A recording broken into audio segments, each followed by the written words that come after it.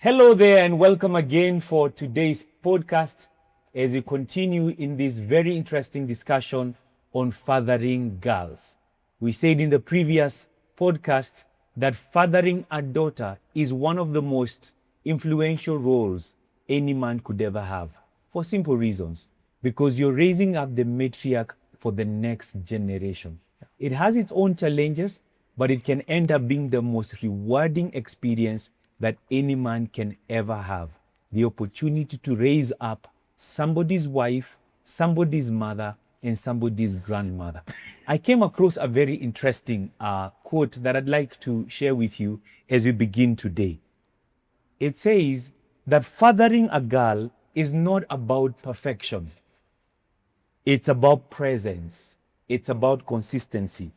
It's about intention. The challenges are real, but there are also opportunities to build a strong, lasting relationships. What an assurance that even though it might be challenging to raise up your daughter, because you all learn on the job, you have the opportunity to create a long, lasting relationship. A daughter who feels seen, who feels heard, who feels valued by her father, grows into a woman who understands her worth and expects respect from the world. Wow. And one of the most amazing things we looked into in the last podcast is that how you relate with your daughter as a man defines how she sees herself, determines what she gets to expect from others, and also informs how she navigates the world. Just like in the last podcast, I'm joined today by very interesting gentlemen who are also fathers in their own right. They are going to introduce themselves and tell us how old their daughters are. And then we can move on from there. To my extreme left is Johnny. To my extreme right is Eric. And then to my immediate right is Jaoko Victor. They're going to tell us how old their daughters are. Let's begin with you. Welcome our viewers. Eric Mungai. My firstborn is 17, the secondborn is 13, and the lastborn is 4. Wow. Victor Jaoko, firstborn is 19, secondborn is 13. Wow. John Madengel, my firstborn is 12, and my secondborn is 10. Wow. And I'm Reverend Andrew Mwangi. My firstborn is turning 23 this year, and my last daughter is turning 17 this year. We have not perfected the art or the skill of fathering girls. We're also learning on the job, and we are here to share with you today on the tips for fathering girls. And as we continue, we'd like to ask you to please write in the comment section. Let us know what you think would help a man out there as they set out to father their girls. Eric, what comes to mind? What would be the first tip you can share with a man that is listening in about fathering their girl? Important from your introduction, what is at the top of the list is being emotionally available. Because you say we are raising matriarchs who need to be shown how they are supposed to be treated, who need to be felt, who need to see dignity, especially from the fathers. We are the people who are setting the standards of how these people should be treated out there. Wow. So emotional connection is very important with our daughters. Wow. We have replaced our presence with gifts and with provision. Mm-hmm. But real emotional connection is through us being present. And you have to show up and show up. Wow. Be present. We avoid that mentality of I'm a fixer. Mm-hmm. So tell me what you're telling me before you mention it, Shika. Mm-hmm. No, we be there for them, listening, understand their perspectives, move through the cycles of emotions with them. Yeah. Being emotionally present, I think, is at the top of the list. That makes a lot of sense. Yeah. Okay, now, Jaoko, what comes to mind? What tip can you share with men out there on fathering their girls? I'd say encouraging the ladies to be independent decision makers. Yeah. There's a way in which you want to raise your daughter so that whatever decisions that they make later on in life are decisions that are well thought through. Yeah. So from a tender age, it's important, as fathers, we love our daughters. We want to protect them, you want the very best for them. But at some point, I think it's important as a father to teach your child, trust them with decisions incrementally, so that you train them for where they're going. We will not always be with our daughters everywhere they are, right? When they go to high school, when they go to university, you will not always be with that. So from a safe age, start learning to trust your daughters with certain provisions. For example, give them money, let them know how to spend, and then ask them to account for it, right? Then explain what they could have done better. Then the next time, incrementally you leave that. Sometimes they need to meet out with friends, you can safely, incrementally give them some permissions, so that they can learn to make good decisions for themselves and not rely on the good decisions you make as a father. All right. Makes a lot of sense. Where comes to Minjum? I think modeling clear boundaries, clear behavior. By modeling, when I'm talking about modeling, you cannot effectively teach what you do not consistently model. So model therefore becomes the platform through which we dispense values. Because in a sense, when the Bible tells us to train up a child in the way they should go, basically the concept is where the engine goes, the coach follows. So the easiest way to teach values is from the platform of modeling. That is to say, anything that you do consistently, they are becoming eventual. You see, because let me tell you something. The other day, I went to my children's school. So they're having a fair, something. And then they got to choose their classes. So in both their classes, I happened to choose a class. But what was interesting is my children also prepared eating. So I began to see there is a correlation between them seeing a father who articulates his issues in public without fear, without contradiction, and being able to do it. I've also seen that there's a lot to be said. There are things that, for example, I grew up doing as a bata. You're getting so in the house, you're in a house. But now as they grow, I'm becoming more self-aware to understand that there are certain boundaries that I can communicate by how I model my behavior. Wow. Yeah. Modeling your behavior. Gentlemen, when we talk about modeling, not strutting down the intro. It's showing the right pattern. Yes. Eric, Yes, sir. what other tip can you share with men out there? Build strong communication early. Wow. Build strong communication early. You see, Michael Lastborn, the 4-year-old, is very different from the rest.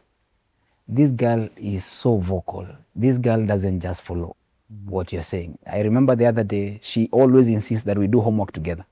So she had been told to shade. And then I was like, this thing is taking forever.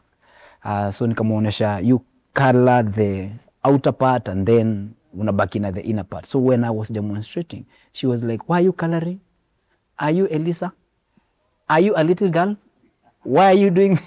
So you can imagine her questioning me and I'm trying to help her.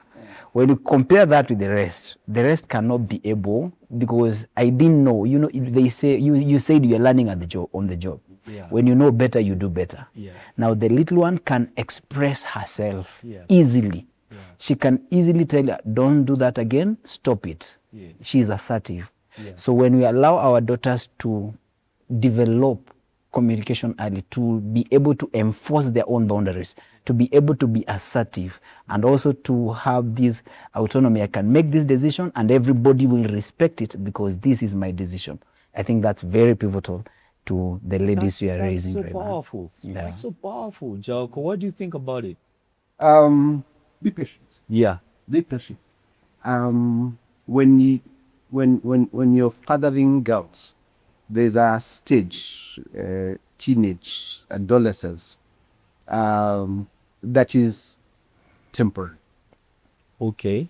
Yet it is the stage that I think makes a lot of parents really go cuckoos. So let's just understand that our kids, as you're fathering them, they're stages that they go through. Yeah, be patient. Yeah, I'm listening to my brother here talking about his communications with the daughter, and I'm thinking how sweet, right? Yeah, it's temporary. Let me enjoy the moment. Enjoy it when Enjoy it it lasts. when it There is lasts. another stage that comes. I'm sure Yeah. you know you have older daughters.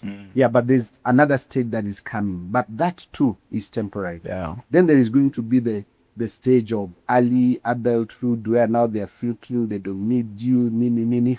That too is temporary.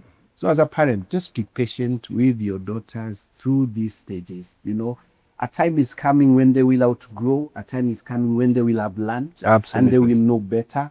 And if you understand at the back of your mind that this too shall come to pass, then you can sit back and enjoy what needs to be enjoyed and correct what needs to be corrected, and walk the journey and enjoy the journey, knowing that the joy is in the journey, not in the destination. Wow, Because pretty wow, much wow. they leave the nest. The joy is in the journey, Not in the destination. That's powerful. It's amazing. That's Johnny, powerful. one more tip. One more tip would be strongly on boundaries. Yeah. I hear this word boundaries. Could I think that's why I am prepared. Yeah, get it. So I'm learning because I've been the let go net God. Yeah, let's kind of better because the man will put it up. Yeah.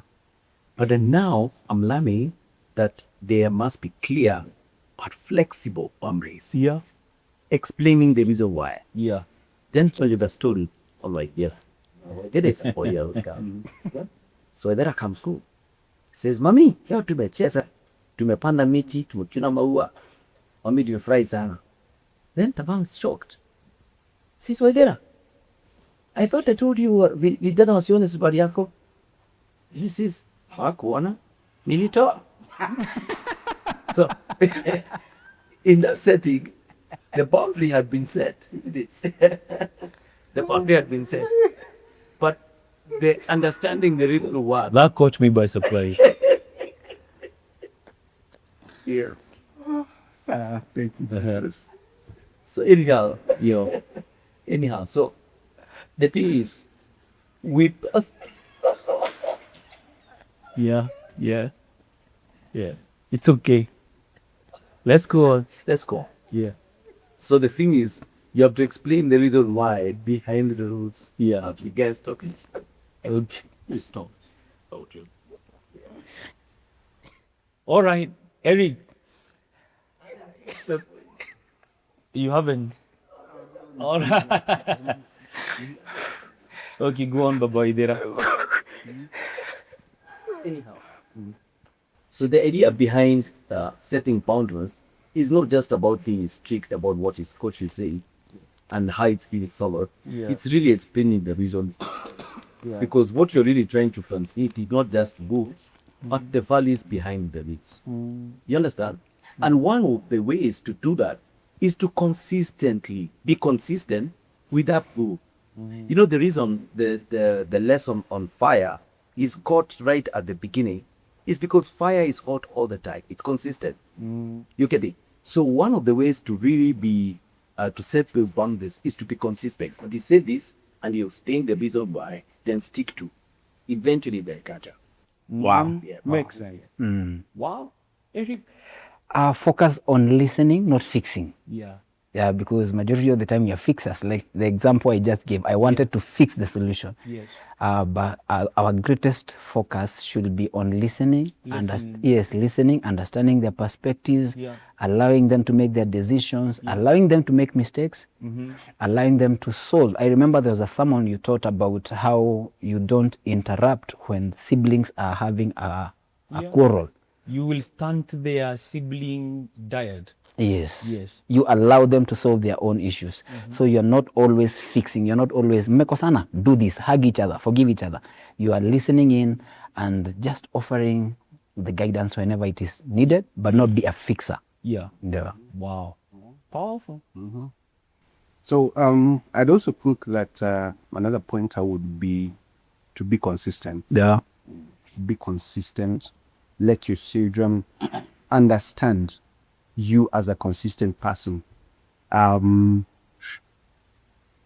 be predictable, I can say, because unless you're consistent with your value system, then the children may not know what is right and what is wrong. You cannot say this today is wrong, and tomorrow you're doing the same thing. So the kids will be mixed. Make sure that as you're fathering your daughters, be consistent now, and even act consistent with your values. You cannot tell them to honor people and you don't honor their mother, for example. You cannot tell them to be respectful, and at your dinner table you're speaking disrespectfully about other people, right? So when we are consistent in what we expect of our daughters, Yeah. and they also see that we are very consistent in the same things that we want them to do, then I think we raise well balanced. Consistency. Absolutely. Very Absolutely. key. I'm think I'm learning to stay involved through all the stages. Yeah. Look at it. Yeah. There's certain advantage in a father who's always been there. Yeah. You understand? Yeah. Like from the time they were children, in the stage, yeah, the daughter shouting at you, that they put on wife, you know. Yeah. My mother found it very stupid. But Yeah. And there was that stage where they wanted daddy to do it. yes, yes. So for instance, at my mother's house, there she says, and my daughter wouldn't tell anything straight. Like, say, "Mother, didn't do wife," and my mama shocked. Unto what? Because you know that was a be a boy get it, yeah. But because of that stage, I'm seeing that as they are going, we are getting particular truths. He wants to spend more time with me, but now we're having engaging conversations. That even when they differentiate about is you get they tend to understand, could they be there throughout the stages. You see, there is a certain disadvantage in a father trying to jump in later on. Because you see, this child has grown out. See, one of the things is the child has a certain language they beat. Again, as they are processing decisions, as they're speaking to themselves, one of that language or those languages is effortless. So you want to be one of those loudest voices speaking to them the right thing, not contradiction. You're getting, but you're speaking love, you're speaking affection, and through that, they have been consistent. So they don't second guess like this and an overnight exchange in them. All of a sudden, you want to be a good daddy. All of a sudden, you want to be tough on me. No, they have seen it through the stages. Yeah. So I would say stay. Wow, stay. That's important. Let them see them through the stages. That's very important. Eric, Yeah. what would be the last tip you'd want to share? The last tip I would like to share is strengthen their self-esteem. Yeah. Strengthen their self-esteem. And majority of the time it starts with something simple as affirming their self-image. You see, especially ladies, there are some who are plump, there are some who are thin, and there's a lot of bullying in schools. There's a lot of body shaming, unfortunately, even in the political world. So it's important for you as the voice, as the father, to strengthen their self-image. You look amazing, you're beautiful. You must affirm. You must affirm them at home so that when they are meeting a contrary opinion, it really doesn't matter. Because what daddy said settled it. Daddy said I'm beautiful. Daddy said I'm bright. Daddy said I have a great future. And that's what settles. That is what. Yeah, that is what carries the day. So if you affirm them, you're praying for them, you are complimenting the little things that they are doing. I think that's very important to the girls. I think that's a powerful statement. Yeah. Then I'd also like to say that we need to strike a balance between protection and empowering. Okay, but as fathers, we naturally tend to want to protect, but we also need to empower our young, our small girls, because for glass they will be small. So, for example, my daughter's in the university now, and she's staying away from home, just like the daughter. And I was really afraid. No, you don't know what to expect. Having been to university yourself, you know how things can be crazy. But I have seen so far, my daughter has been really responsible in the way she carried out herself. And much of this is because I think growing up, there are those instances where you would allow her to do certain things for herself. I'm seeing that with my second-born daughter. The world is tough, but I'm empowering her. Not only, I may not only protect her, but I also empower her to take care of herself. So we took her to taekwondo classes so that when I'm not there, hopefully, nothing happens that she needs to use her taekwondo skills, but she will be confident that if ever she got into an altercation, she can take care of herself. So we need to balance between protecting our children and preparing them for the future by empowering them to take certain decisions for themselves, whether it would be staff protection, whether it be finances, whether it be spirituality, whether it would be academics. Let us also prepare them to be taking the decision. Very important. Amazing. I think also, as we be now grow on life, now side to address difficult topics early and honest. Yeah. So you're hitting the main on there. But because people there didn't say a system that I try. And you're having this conversation about what the kid cap, you're having it honest. For instance, the world right now is becoming increasingly exchange. So now the girl is in it. Now growing up, that of a kid. Fine. To be symmetric. But as you go in, let's move on from that. Can we now talk about your hand? Can we now talk about you being well For your hard work. Minister, we now talk about you being known as a leadership kids. So that now what speaks for you is not your cage. What gets you into the dome is not your good kicks. What gets you into the dome is what keeps you lit. It's your policy. So that now I want a world where my daughter can get into rooms because she's needed.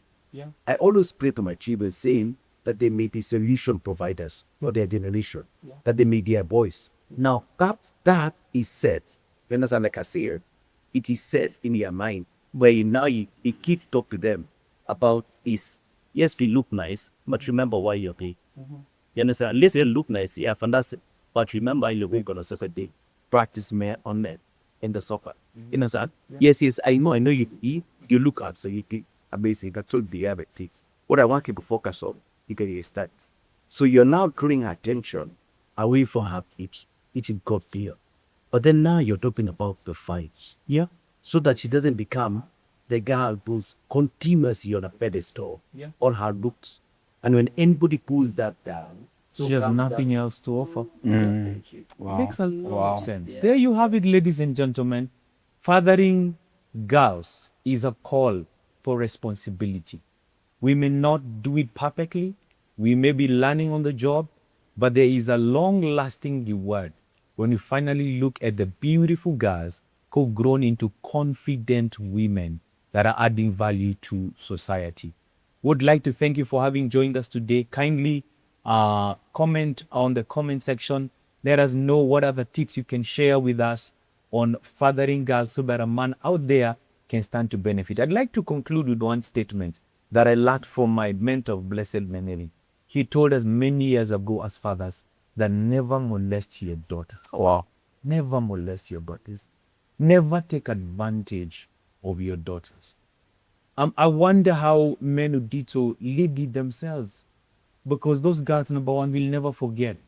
Even in your old age, they'll be looking at you and remembering what you did to them or against them. And why would you want to harm somebody that you claim to love? That you claim to be your own flesh and blood? You're raising up somebody's mother. You're raising up somebody's wife. You are raising up a matriarch for the next generation. Give them a fathering that they will never have to heal from. So God bless you, and thank you for having joined us in this podcast. Follow us for these and more. We'll be talking about fathering boys very, very soon, and we'll be glad to have you join us. God bless you.